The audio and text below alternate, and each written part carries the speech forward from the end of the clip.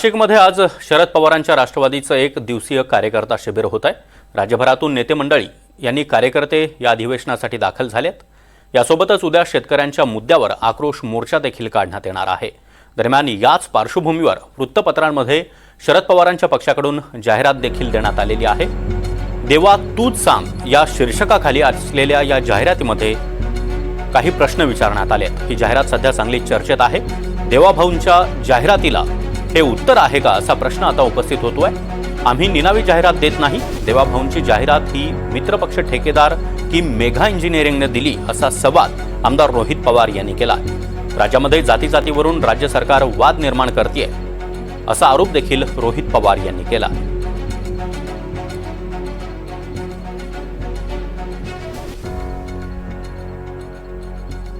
तर शरद पवार गटाच्या या कार्यकर्ता मेळाव्यामध्ये अर्थात शिबिरामध्ये मत चोरीचं प्रात्यक्षिक देखील दाखवण्यात आलेलं आहे आणि याच शिबिरादरम्यान स्थानिक वृत्तपत्रांमध्ये जाहिरात देखील देण्यात आलेली आहे। भाजपच्या देवाभाऊ या कॅम्पेनला देवा तूच सांग अशा शीर्षकाखाली प्रत्युत्तर देण्यात आलंय। दरम्यान या संदर्भात रोहित पवारांसोबत बातचीत केली आमचे प्रतिनिधी प्रांजल कुलकर्णी यांनी। शरद पवारांच्या राष्ट्रवादीचं एक दिवसीय शिबिरे होत आहेत। यासोबतच उद्या शेतकऱ्यांच्या मुद्द्यावरती मोर्चा देखील नाशिकमध्ये निघणार आहेत। याच पार्श्वभूमीवर बोलण्यासाठी माझ्यासोबत रोहित दादा पवार आहेत आमदार। दादा, हे सर्व अधिवेशन तर होत आहेत, मात्र आज जी काही जाहिरात आपल्या पक्षाच्या वतीने देण्यात आली, देवा तूच सांग, काय नक्की ही जाहिरात? नाही, एकतर बऱ्याच लोकांना दुसऱ्या काही गोष्टी वाटल्या तसं नाही आहे। आम्ही एका व्यक्तीला लिहिलेली ही जाहिरात नाही आहे, ही आम्ही विठ्ठलाला विनंती करत आहोत। म्हणजे आम्ही स्वघोषित एखाद्या देवाभाऊ तर अशा व्यक्तीला तिथं बोलत नाही। आम्ही विठ्ठलाला विनंती करत आहे की आज सामान्य लोकांचे अनेक प्रश्न हे प्रलंबित आहेत। शेतकरी आत्महत्या आहेत, शेतकऱ्यांचे प्रश्न आहेत, युवांचे आहेत, विद्यार्थ्यांचे, महिला सुरक्षेचे मुद्दे आहेत, पण त्याच्याकडे सरकारकडनं कुठल्याही नेत्याचं लक्ष नाही।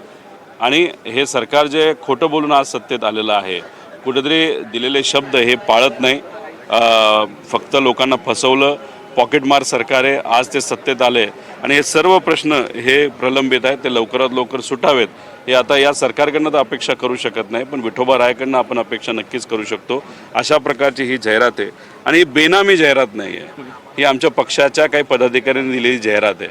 कारण का ती जी जाहिरात तुम्ही म्हणत होता देवाभाऊची, ती बेनामी होती। आता बेनामी जाहिरात कधी असते? जेव्हा एखादं काम एखाद्या कॉन्ट्रॅक्टरला नाही तर बिल्डरला सहजपणे दिलं जातं। जसं सिडकोला 5,000 कोटीचा भूखंड एका व्यक्तीला दिला, नाही तर कॉन्ट्रॅक्टरचा मुद्दा घ्यायचा झाला तर जे काही पेनल्टी, करोडो रुपयाची पेनल्टी काही मोठ्या कंपनीला तिथं माफ केली जाते, तर अशा कंपनी कधी कधी स्पॉन्सरशिप तिथं देत असतात। तर या बेनामी प्रकारची जाहिरात आमच्याकडे नाही, काही नेत्यांना सुद्धा सांगितलं जातं। आणि त्याच्याचबरोबर विठोबा तुकोबारायांचं जे मत आहे की माणुसकी ही जपली पाहिजे, भेदभाव झाला नाही पाहिजे। कारण का आज सरकार काय करतंय तर जातीय आणि धार्मिक विषयांवर तेढ निर्माण करून राजकीय पोळी भाजते, पण महत्त्वाचे सामान्य लोकांचे मुद्दे तसेच बाजूला राहतात। उद्या लोकांच्या हितासाठी आम्ही सर्वजण रस्त्यावर उतरणार आहोत आणि एक भव्य मोर्चा हा शेतकरी, युवा, विद्यार्थी आणि महिला सुरक्षितता या विषयांवर आम्ही तिथं काढत आहोत। हे जे जाहिरात आहे तुमच्या आणि बावनकुळे साहेबांमध्ये खरं तर चांगली जुंपलेली देखील बघायला मिळते आणि पुन्हा एकदा देवा तूच सांग ही जाहिरात नाही, आता इथं बघा ना, इथं आम्ही इथं आमचं लोगो लावलेला आहे, म्हणजे चिन्ह लावलेलं आहे आमच्या पक्षाचं। एकंदरीत आपण बघत आहोत की आता हे अधिवेशन हे होणार आहेत। या पार्श्वभूमीवर पुन्हा एकदा शरद पवार गट कुठेतरी आक्रमक झाल्याचं बघायला मिळतं। यासोबतच रोहित पवारांनी आज दिलेली जाहिराती पुन्हा एकदा चर्चेत देखील ठरते। कॅमेरा पॉर्सर प्रांजल कुलकर्णी, NDTV मराठी, नाशिक। नाशिकमध्ये शरद पवारांच्या राष्ट्रवादीचं शिबिर पार पडतंय। या शिबिरामध्ये मत चोरी नेमकी कशी होते याबाबत प्रात्यक्षिक देखील दाखवण्यात आलंय। ते प्रात्यक्षिक नेमकं कसं दाखवलं गेलंय पाहूयात। तर वोटिंग चालू करण्याचा अगोदर मी इकडे स्पष्ट दाखवतो की इकडे आत एक पण पावती नाही आहे, म्हणजे कुठलीही वोटिंग नाही झाली आहे। आणि आता आपण वोटिंग स्टार्ट करू।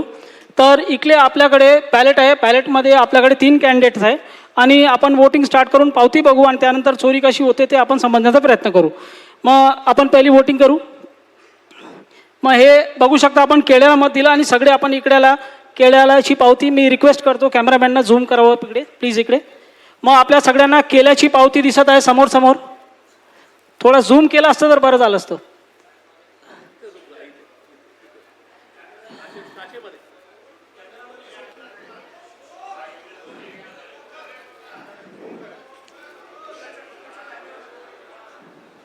थँक्यू।